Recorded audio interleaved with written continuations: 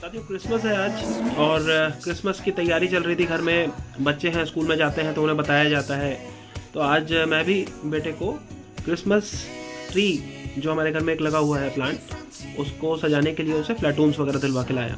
साथ में फिर ये भी आया, ये भी अच्छा लग रहा था तो ले आया टेबल के लिए। खैर, अभी हम ट्री की बात कर रहे हैं, हरियाली की बात कर रहे हैं और इसी से हमारा ध्यान जाता है अरावली की ओर। और अरावली को देख के मुझे ये लग रहा है कि अभी जो अरावली को लेके जो भी हमें सुनने को मिल रहा है उसमें बहुत बेशर्मी दिखाई दे रही है पूरी व्यवस्था की तरफ से। यहाँ पे अब मैं नाम सीधे सीधे लूँ तो वो सही नहीं लगता और बहुत सी चीज़ें होती हैं।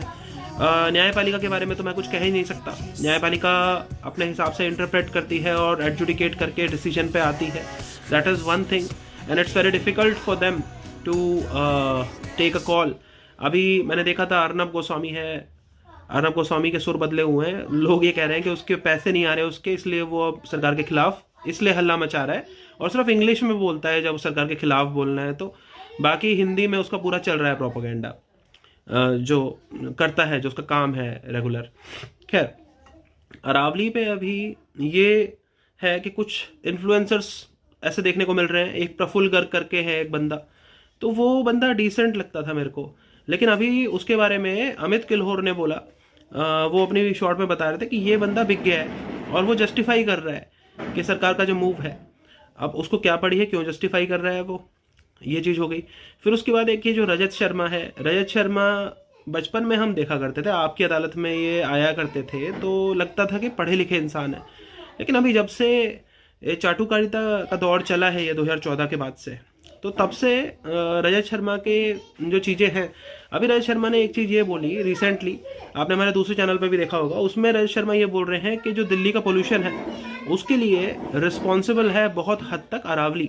मतलब अब ये आदमी जो है, अभी तक पत्तलकारी कर रहा था, चाटुकारिता कर रहा था, अब इसने यहाँ पे दलाली इस बात की भी शुरू कर दी है कि जो अरावली कट रही है तो उसमें भी सरकार को कैसे सपोर्ट किया जाए।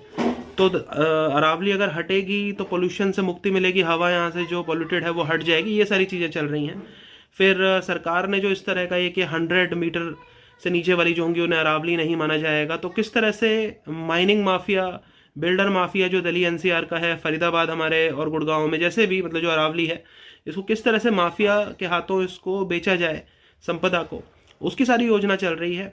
बहुत गुस्सा आ रहा है जब इस पे सोचता हूँ तो, और मुझे ये लग रहा है कि शायद ये बहुत बड़ी गलती कर दी है इस सरकार ने, जो अरावली को लूटने की योजना उन्होंने बनाई है और जनता